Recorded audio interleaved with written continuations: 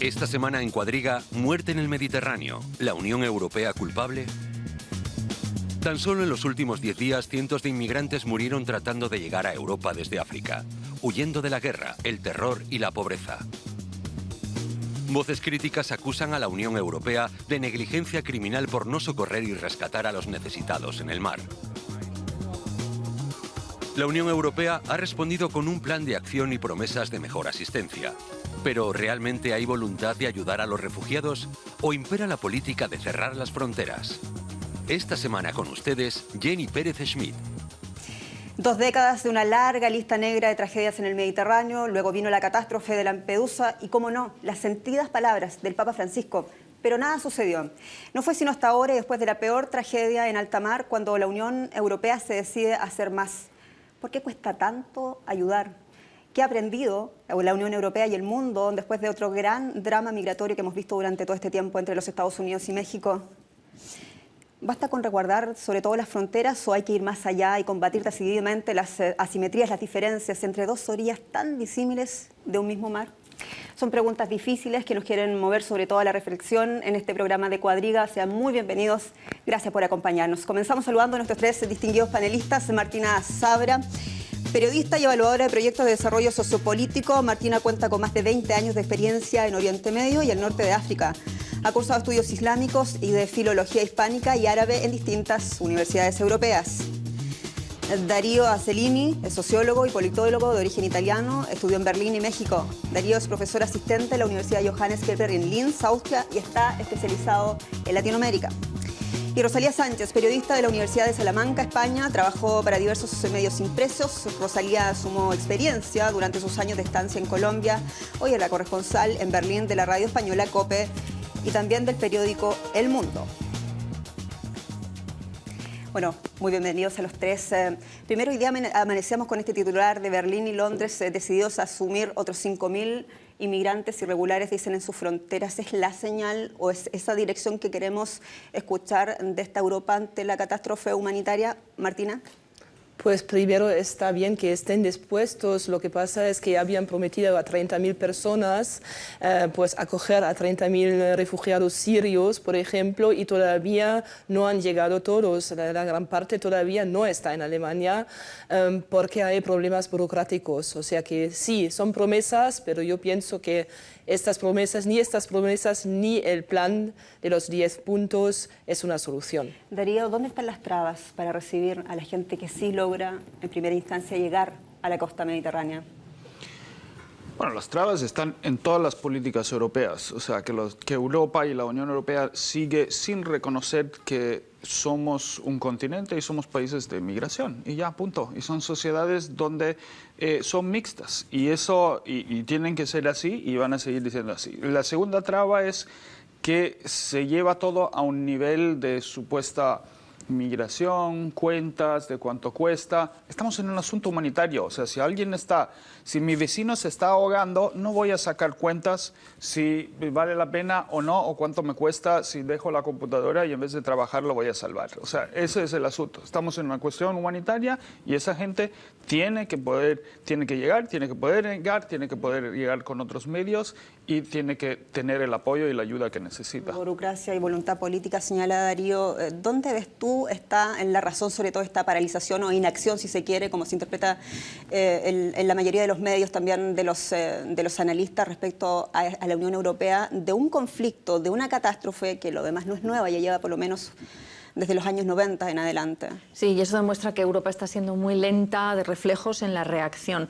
Pero cuesta, es una cuestión de mentalidad. A cualquier alemán le cuesta asumir que su frontera está en Gibraltar y no digamos a un noruego decirle que su mar es el Mediterráneo. No está todavía en la mentalidad. Y sobre todo influye mucho la complejidad del problema. Es un problema poliédrico que tiene aristas políticas, sociales, humanitarias y a veces lo que dicta el sentido común político más básico está en completa contradicción con lo que dice el sentido común humanitario, también más básico. Entonces, Europa está un poco atrapada en esa complejidad del problema. Hablábamos de un número casi simbólico, lo señalabas también tú, Martina, al recibir a inmigrantes irregulares o a refugiados, como nos gusta mejor llamarlos a nosotros en Europa. Pero se pregunta uno también qué pasa con aquellos que logran, cómo se reparte la Unión Europea las cuotas de asilantes. Pues no hay cuotas. Lo que pasa es que sí, la Unión Europea desde hace algunos años tiene una política de asilo unificada. Eso ha empezado a finales de los años 1990, de los años 90, y lo que se ha hecho ha sido una copia al nivel del europeo de la política alemana. Los alemanes pues tenían el asilo, el derecho al asilo como derecho constitucional. Era un derecho constitucional. Lo que pasa es que cuando estalló la guerra en Yugoslavia, en ex-Yugoslavia, y también las guerras en Medio Oriente, la guerra del Golfo, etc., como no había una política de acogida de refugiados de guerra, toda la gente tenía que pasar por el derecho de asilo. Entonces, ¿qué hicieron? En vez de crear una legislación para los refugiados de guerra, pues se canceló el derecho constitucional al asilo. En Alemania, en el año 1993, se hizo una ley diciendo que cada persona que solicite el asilo en Europa tiene que solicitar este asilo en el país donde primero llega, o sea que en el primer país de llegada. ¿Cuáles son estos países para la gente de África? Son los países del sur de Europa. Entonces, de facto, de hecho, Alemania en aquel año pues canceló ese derecho constitucional y luego pues se desarrolló toda una discusión, todo un debate, todo un intercambio a nivel europeo y pues al final salieron con una política, con una legislación unificada europea que decía lo mismo, más o menos. Ahora dentro de Europa, pues el país donde el refugiado llega, ese país tiene que acogerlo. Entonces, si uno llega primero a Bulgaria, pero tiene parientes y familia en Alemania, tiene que volver a Bulgaria hoy. Estamos hablando y este es el problema. Y no hay cuotas, ni hay un sistema de solidaridad. Estamos hablando Nada de, esto. de las trabas, es muy complejo lo que nos Sí, cuenta, eso también es muy lamentable. Estamos hablando, recordándole a los que se integran a nuestra sintonía, de las trabas de la Unión Europea para lograr una política migratoria más solidaria. Hablas de la voluntad, hablas del factor cultural, del factor histórico, legislativo. ¿Qué nos dicen ustedes de este surgimiento de los populismos, del factor político de los gobiernos a la hora de mirar hacia el Mediterráneo? Bueno, el surgimiento de estos movimientos populistas, yo creo que antes de analizarlo a nivel político, porque a veces buscamos todas las soluciones en la política y creo que es evidente que no las encontramos ahí, lo debemos mirar a nivel ciudadano. Es decir, cada vez que uno de nosotros, ciudadanos de Europa, protestamos o ponemos mala cara porque al lado de nuestra casa se está abriendo o construyendo un refugio para refugiados, debemos asumir una responsabilidad moral por lo que está pasando en el Mediterráneo, por cada uno de esos muertos. Es muy duro, pero creo que hasta que no demos ese paso de asumir como ciudadanos nuestra responsabilidad, no va a haber una solución política. ¿Y cuál es la señal concreta que ustedes como expertos esperan, por ejemplo, tú, Darío, de la Unión Europea, cuando estamos hablando de un punto que ya se aprobó, de un documento con 10 puntos, entre otras cosas, donde se van a recoger más asilantes en países tan escépticos como son Alemania y el Reino Unido, por ejemplo? Por otro lado, también más presupuesto para programas de vigilancia en alta mar. ¿Es suficiente? ¿Se podría hacer más? ¿Está a la altura de la Claro UE? que se puede hacer más. O sea, yo diferenciaría entre lo que es necesario y lo que me espero de la Unión Europea. Yo no me espero nada de la Unión Europea que de verdad contribuya a solucionar, porque no hay ningún interés de parte de los gobiernos europeos de solucionar ese problema. ¿De todos los gobiernos europeos o de algunos? De todos los gobiernos europeos. ¿Del norte y del sur por igual? Yo no creo que haya alguno que tenga un interés de solucionar esa situación. Pero a Italia no le interesa, tú que eres italiano, no le interesa a Italia sobremanera, que es el más o uno de los más afectados, de sacar una solución. A Italia le interesa quitarse el peso desde arriba, pero no le interesa tampoco de crear una sociedad multiétnica, de permitir la migración, de acoger a los extranjeros de manera diferente, lo que es una lástima. Bueno, lo podemos decir de todos los países europeos, que todos han tenido una historia de refugiados, de migración, etcétera, y hoy niegan que exista esa historia y le niegan la entrada a otra gente y la tratan de manera racista a gente que, yo escucho hoy en Italia frente a los migrantes árabes que llegan lo mismo que los alemanes me decían a mí como italiano hace 30 años, de que no quieren trabajar, que apestan, que comen ajo, que no sé qué, Es igualito. Es un tema de racismo, sobre todo. Es un tema de racismo y el problema es que la política está alientando eso de manera más o menos tapada.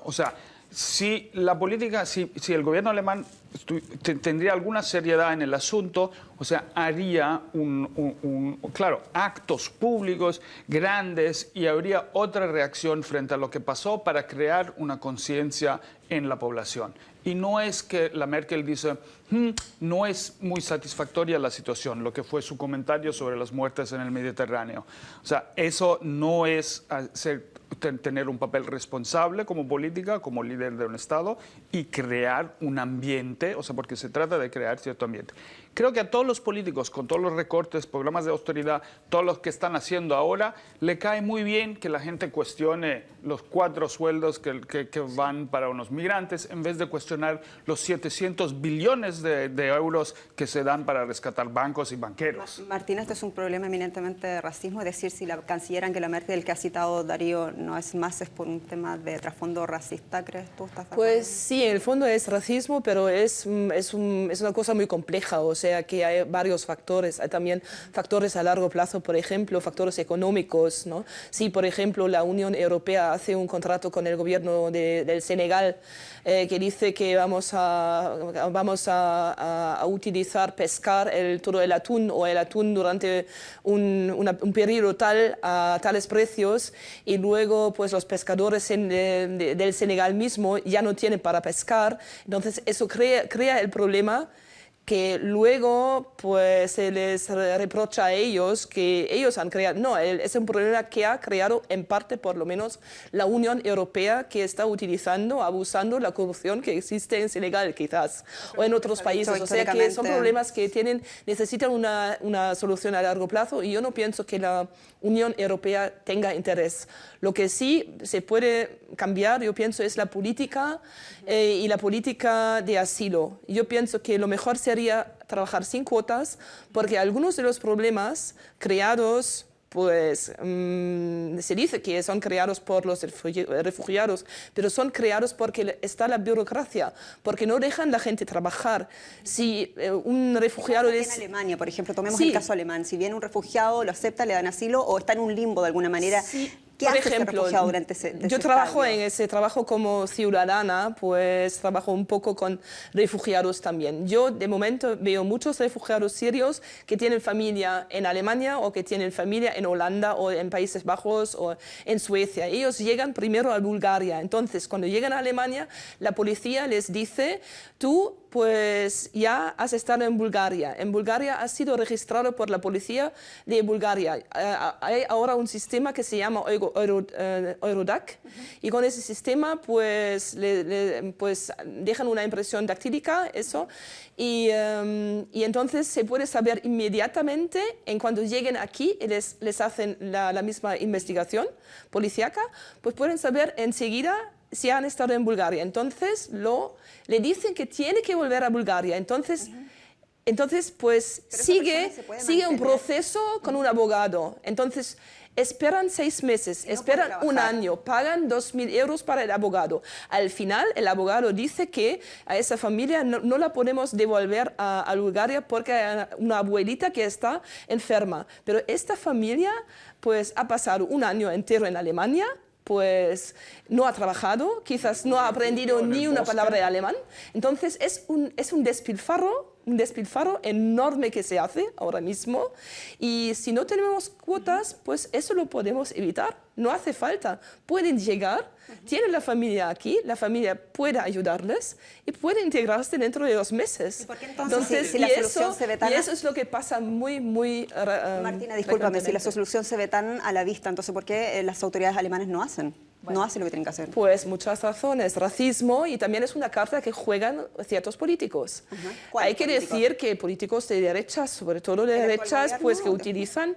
Claro, hay unos partidos pues, que quieren que esto se quede así porque lo utilizan para fines políticos. ¿Como cuáles partidos? Para que la gente se entere en casa. ¿Cuáles partidos? ¿El de Baviera, por ejemplo? El partido de derechas es el de la AfD, por ejemplo, Alternativa, por ejemplo, pero hay también corrientes en algunos de los partidos establecidos, así llamados establecidos, que también están jugando con esto. Darío, ¿estás de yo acuerdo? pienso. Yo creo que sí, no, completamente. O sea, te digo, a ellos les sirve para desviar la atención dimensión de todo lo demás. O sea, para que la gente, porque, o sea, la gente en Alemania la crisis también golpeó, no tanto como en otros países, pero también. O sea, hay 500.000 personas que le han cortado la luz, hay 200.000 personas que han perdido su casa, hay, etcétera.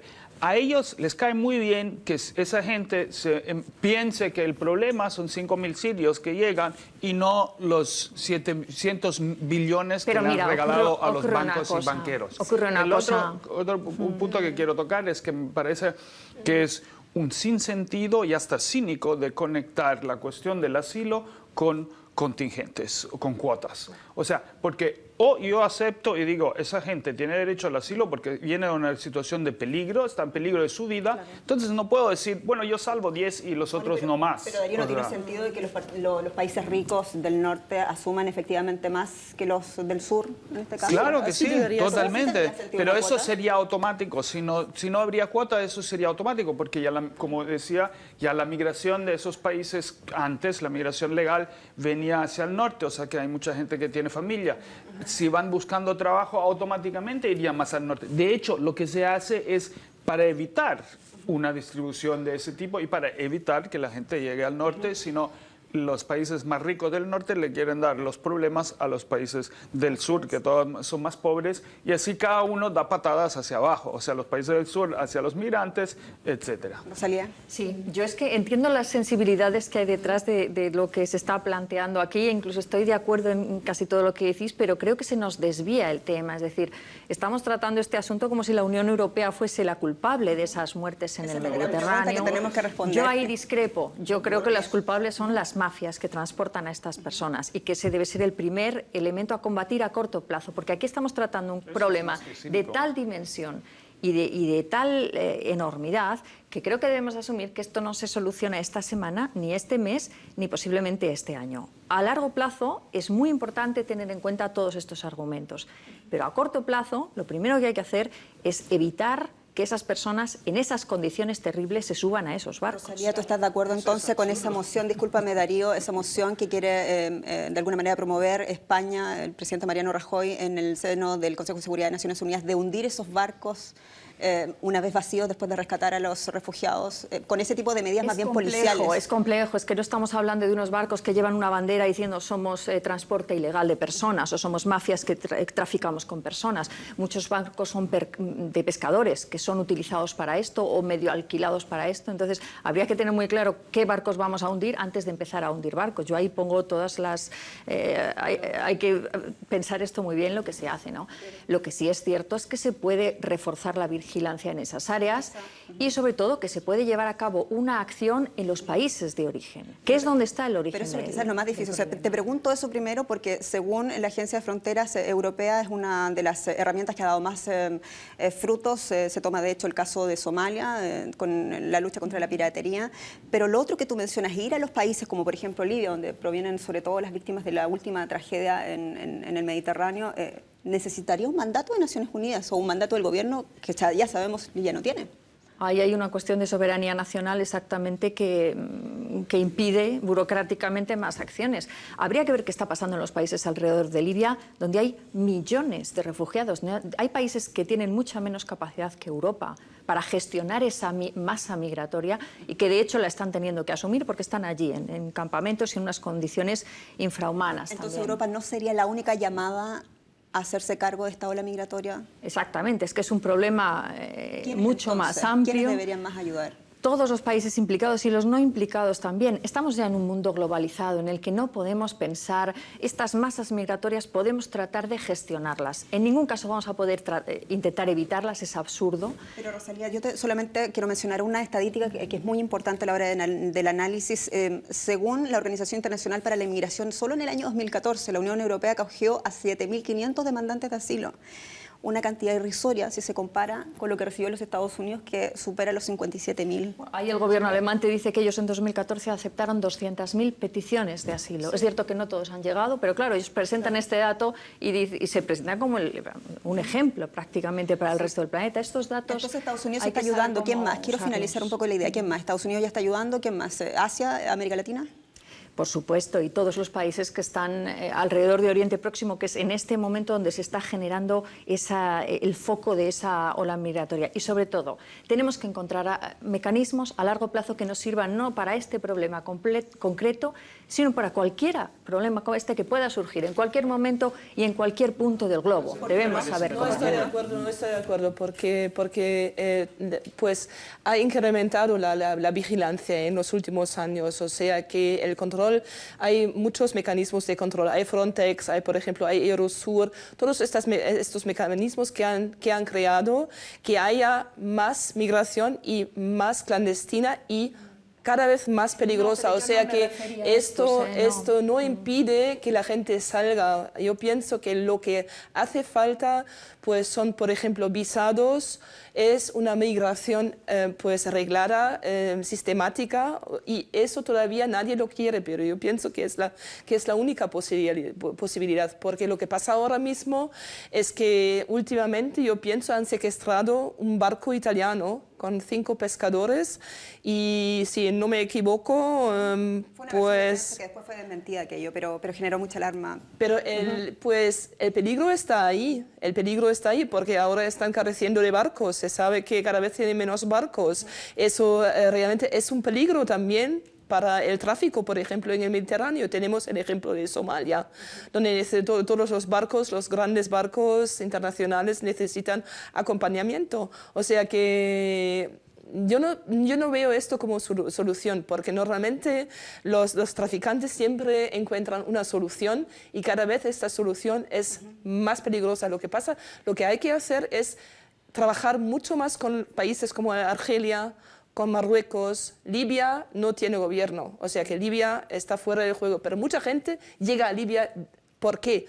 Porque no encuentran una posibilidad de salir desde Argelia o desde Túnez o desde Marruecos. Desde eso vamos a hablar ahora mismo. Muchos de los inmigrantes, de los refugiados, de gente desesperada, vienen de países de Europa, quiero decir de África del Norte, son países en guerra, países con mucha convulsión, es gente desesperada, de países como señalaba Martina, como Nigeria, como Guinea, Somalia, Eritrea y también Libia. Y en este último país se esperaba que después de la caída de Muammar al-Gaddafi en el año 2011, este país se pusiera de pie, se desarrollara libre y democráticamente, pero no pasó. De hecho, actualmente hay muchos grupos milicianos que combaten, luchan por el poder entre sí, y muchos de ellos apoyan incluso al terrorismo islámico, de Estado Islámico.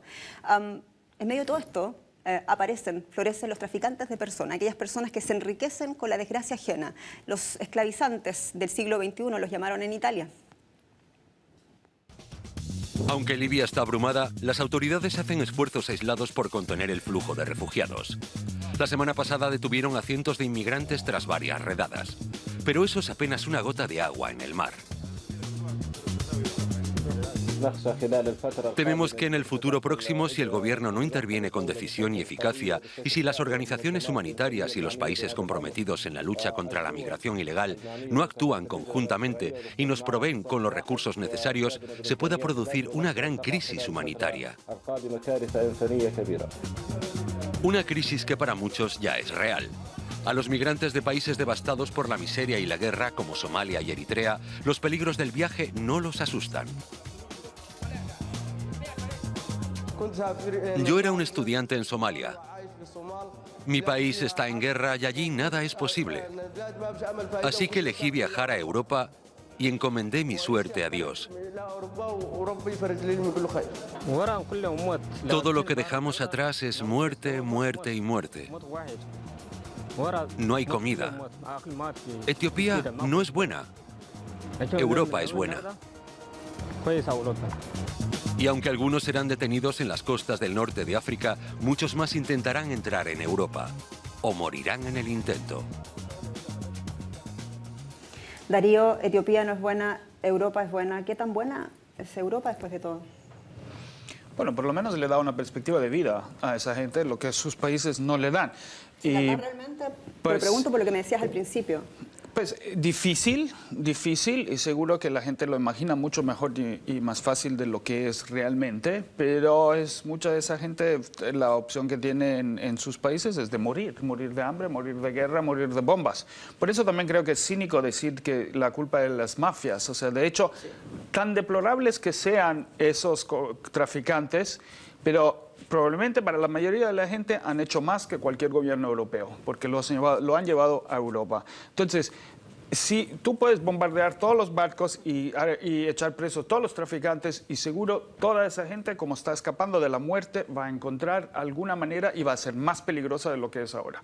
De hecho, se ha puesto más peligroso porque por los mecanismos de control, porque ya no pueden usar las lanchas con motores grandes, fuertes, etcétera, porque son todas controladas. Entonces apagan los motores 30 kilómetros antes de llegar a la costa. Son todas consecuencias de los mecanismos que se hicieron de vigilancia. O sea, no hay otra que Europa, de un lado, su responsabilidad humana y moral, que la asuma, pero por el otro lado su responsabilidad histórica, porque todo lo que vemos allí sigue siendo consecuencia de la colonialización, de la economía desigual que se hizo durante la colonización y la explotación que siguió después, de las fronteras artificiales que las colonias, los colonizadores europeos han trazado en África y en Medio Oriente, de las armas que los europeos le siguen vendiendo a todos esos países para que puedan hacer la guerra, de las intervenciones militares sin sentido que Europa y los Estados Unidos hacen sin pensar en las consecuencias y sin asumirlas.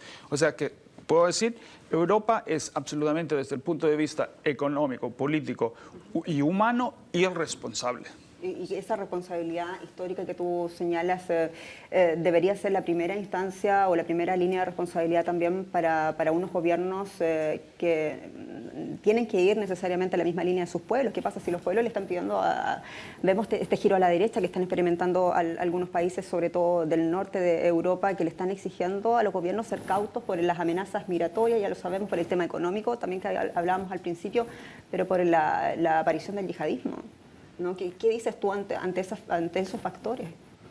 De esos factores, digo que, o sea, obviamente es una situación compleja. Si yo quiero, o sea, significa primero aceptar que somos sociedades migratorias. Eso significa que si yo voy a la escuela y abro el libro, no veo solo niños blancos con pelo rubio, sino veo, igual que en la calle, a turcos, a afros, a lo que sea. Desde el niño tengo que aprender que en esa sociedad viven todos, porque lo que hay ahora es que en la escuela yo aprendo que aquí viven rubios y blancos, y luego afuera en la calle veo que esa gente debe ser extraña porque no está en mi libro de la escuela, no está en mi programa de la tele, no está en el periódico, no está en el show que veo en la televisión. O sea, eso significa aceptar ser una sociedad multiétnica, y eso no se ha llegado todavía en Alemania. Eso es el primer paso. Se va a llegar en Alemania y también en el resto de los 27 socios europeos. O sea, lo que él plantea es algo realmente difícil de digerir, considerando que son los jefes de Estado y Gobierno los que tienen que refrendar ese documento, que sabemos es un documento, una solución parcial para un drama tremendo. Pero si no hay voluntad política, porque no es lo que se quiere, no es aceptar esa realidad, entonces ¿cuál es la salida? Si es que la va a haber. ¿Qué es lo que ves tú, Martina? Pues una de las salidas, pienso yo, es que son los ciudadanos conscientes, y de momento tenemos, yo, por lo menos en mi percepción, lo que yo percibo es realmente una movilización muy grande en Alemania, sobre todo, de la así llamada sociedad civil. O sea que tenemos la política racista de todos los tiempos, pero tenemos al mismo tiempo también una gran masa de gente que quiere hacer algo, que apoya, que ayuda, y todavía no se traduce en corrientes políticas, digamos, todavía no se traduce en política, en decisiones, pero esta gente es muy consciente de que la migración es algo humano, no es solamente la responsabilidad histórica.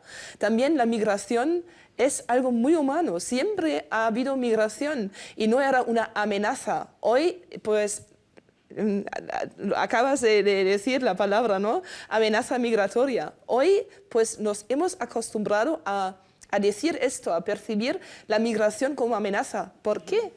¿Por qué? Es humano, es cambio cultural y esto es un factor de la historia humana. O sea que ahora mismo los latinoamericanos están saliendo desde España para Latinoamérica. Hace 10 años era al revés. O sea que somos parte de la amenaza migratoria. Yo lo percibo así, yo pienso que es lo más normal y siempre ha sido en que lo que pasa es que hoy, por ejemplo, mucha gente ya no sabe lo que es migración.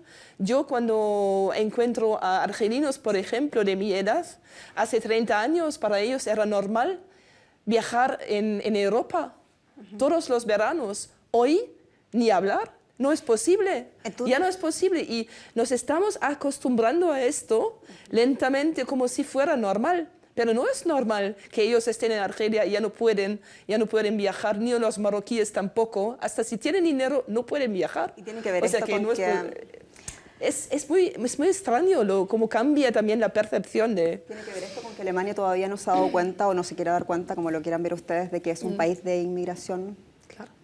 ¿Tiene que ver?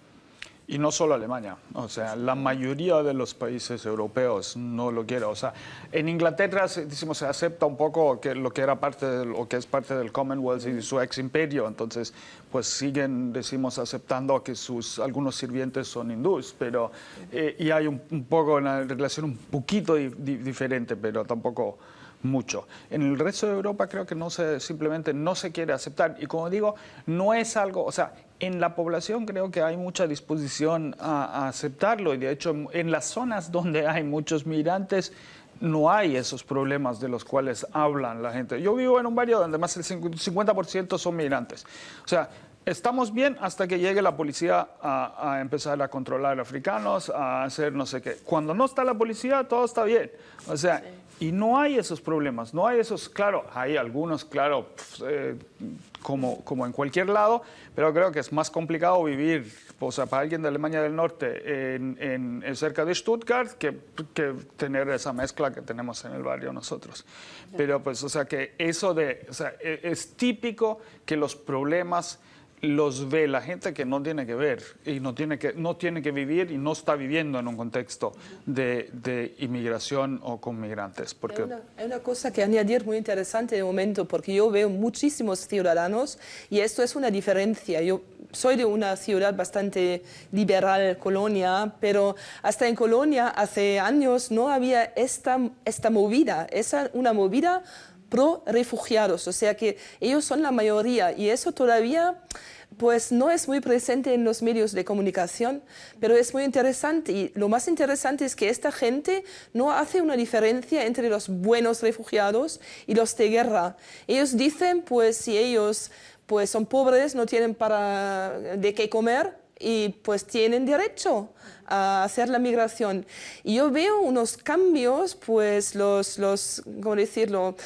Unos cambios muy importantes al nivel social y habrá que ver cómo se traducen al nivel político a medio y a largo plazo. Pero de momento es muy interesante ver cómo cambia la sociedad alemana al nivel social y a la base. Martina, lo que tú dices suena muy bien, sobre todo, digamos, la dirección correcta de poder lograr ese cambio cultural, pero cuando uno lee de pronto los diarios alemanes también se da cuenta de que hay mucha reticencia de parte de la población cuando le toca en el bolsillo, ¿no? Que son sensibles, y también en el aspecto de seguridad. O sea, cuando aparece un atentado terrorista, ahí parecen haber voces de alarma y no todos están dispuestos a compartir su vecindario o su casa en el mismo edificio con gente que tú no sabes realmente dónde es, por ejemplo. Lo digo, son editoriales que vemos sistemáticamente en la prensa alemana. ¿Cómo se puede producir un cambio cultural cuando pasan este tipo de cosas? Bueno, yo estoy de acuerdo con Martina en que concretamente si hablamos de Alemania, sí que hay esa corriente a nivel social de aceptación del extranjero y que paradójicamente es fruto de los movimientos anti-extranjeros. Es decir, antes de que fuésemos a Dresde cada lunes a las manifestaciones Pegida, a ver qué pasaba allí, no existía este revulsivo, esta reacción por parte de mucha población alemana diciendo, bueno, esto no. ¿Qué pasa? Que falta la forma de articular esto políticamente, es decir, las mismas personas que asumen, y no son todas, pero sí que hay una corriente que asume que somos sociedades de inmigración, no acaba de concretar o de articular qué porcentaje de sus ingresos mensuales decide de ceder en impuestos para poder construir más albergues de refugiados. Ahí hay todavía una frontera que no se supere. Yo te pregunto también de vuelta, el gobierno de Angela Merkel, así tal cual como está compuesto con los conservadores, ¿estaría dispuesto, y también con el SPD, estaría dispuesto a articular ese cambio cultural? Ese cambio, digamos, de abrir las fronteras, ¿estaría dispuesto aún así si hubiera un mayor apoyo de la población, de gente que le estuviera diciendo...? Yo creo que los últimos acontecimientos en el Mediterráneo sí han tocado un punto de sensibilidad importante en el gobierno de gran coalición alemana que va a hacer que se implique más Alemania en este asunto. Dicho esto, creo que también es importante decir que Alemania por sí misma no va a llevar el liderazgo de esta cuestión, sino que lo va a asumir como esto es una cuestión europea, se va a decidir en Bruselas, todos juntos, y se va a traducir en políticas fronterizas, que no tenemos fronteras exteriores al espacio Schengen, por ejemplo, y que se va probablemente a traducir en aportaciones económicas para reforzar las medidas de control, y se puede que se llegue a traducir, yo no sé si en un sistema de cuotas, pero sí en una mayor implicación. O sea, lo que Alemania pide es un reparto un poco más serio de la recepción de estos refugiados, ¿no? Y yo creo que ahí sí que, si se toman las cifras, Alemania puede decir que, bueno, que está haciendo bastante más que otros países. Concretamente tienen que hacer más. O sea, Alemania dice, por su lado, ya, es verdad, he recibido una poca porción considerando la magnitud de la catástrofe, pero aún así seguimos siendo el país que más solicitudes de asilo acoge, fundamentalmente de Siria. ¿Quiénes están llamados a hacer más, aparte de Alemania?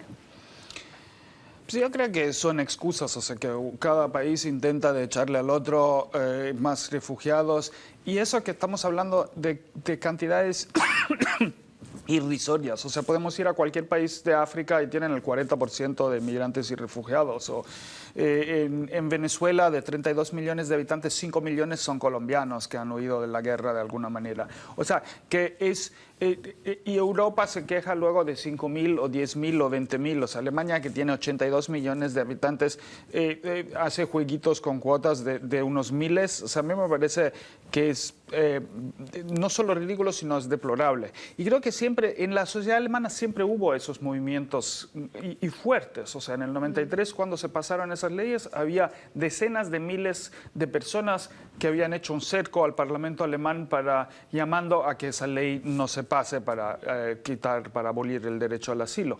Creo que también es una cuestión de qué los medios y los políticos llevan a la primera plana.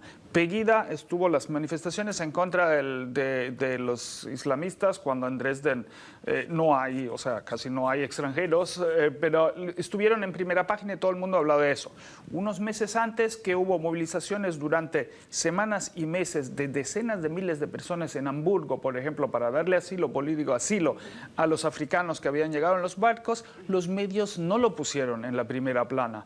La policía estuvo allí hostigando a los manifestantes, cerraron los barrios. De la ultraderecha que no solamente repunta o aparece a repuntar en Alemania, sino lo vemos con el Frente Nacional de Marine Le Pen, lo vemos en Holanda con la Libertad, lo vemos en el Reino Unido y también en otros países nórdicos. Tú hablabas de cinismo todo el rato cuando también Rosalía decía de que en realidad las mafias son la gente que comercia, ¿no?, con el drama ajeno.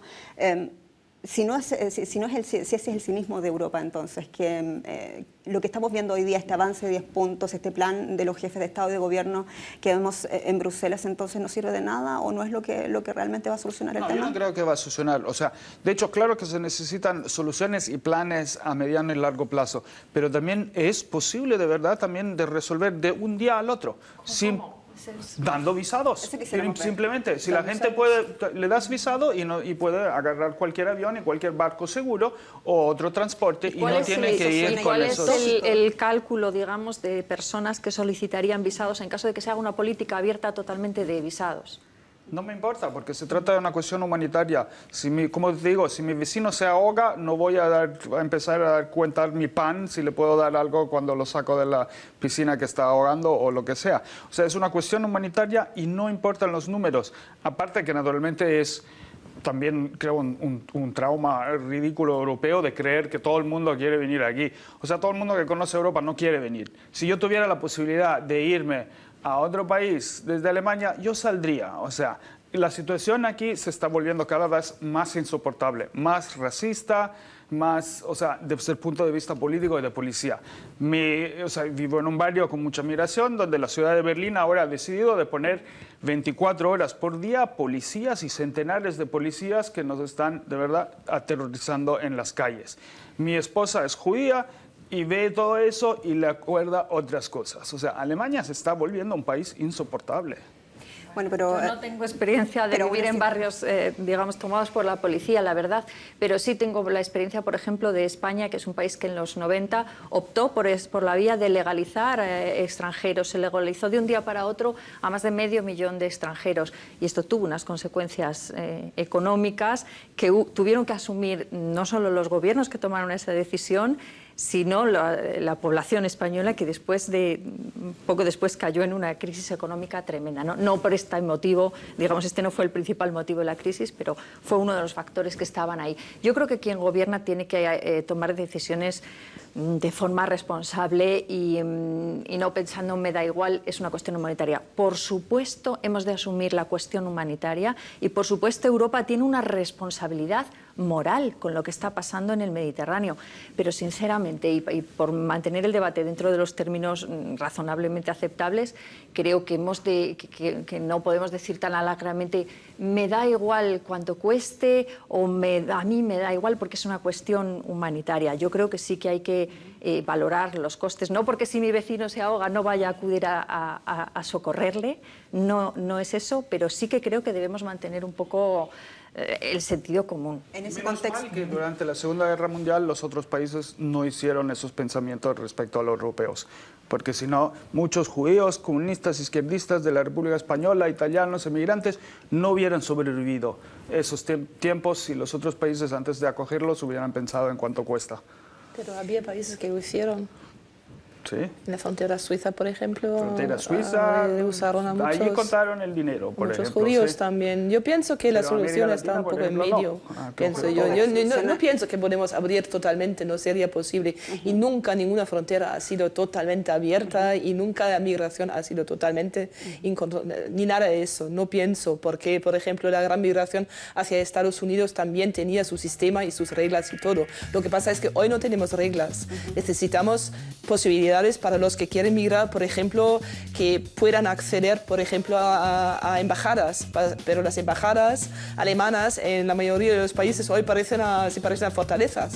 O sea que es demasiado difícil hacer la migración y yo pienso que también no es muy racional lo que estamos haciendo. Pero por lo también. menos disminuir Estamos la burocracia. gastando mucho dinero para nada. Disminuir la burocracia y sobre todo aumentar la voluntad política de la que señalas tú y la solidaridad, Darío. Con pragmatismo, ¿o no, Rosalía? Asumiendo que somos una sociedad global más grande de lo que nuestra frontera pequeñita nos Tenemos que brinda. irnos. Muchas gracias por estar aquí ustedes. Muchas gracias a ustedes por su sintonía. Nos puedes escribir a @cuadriga.dw.de. Soy Jenny Pérez Schmidt en Berlín. Muchas gracias y hasta pronto.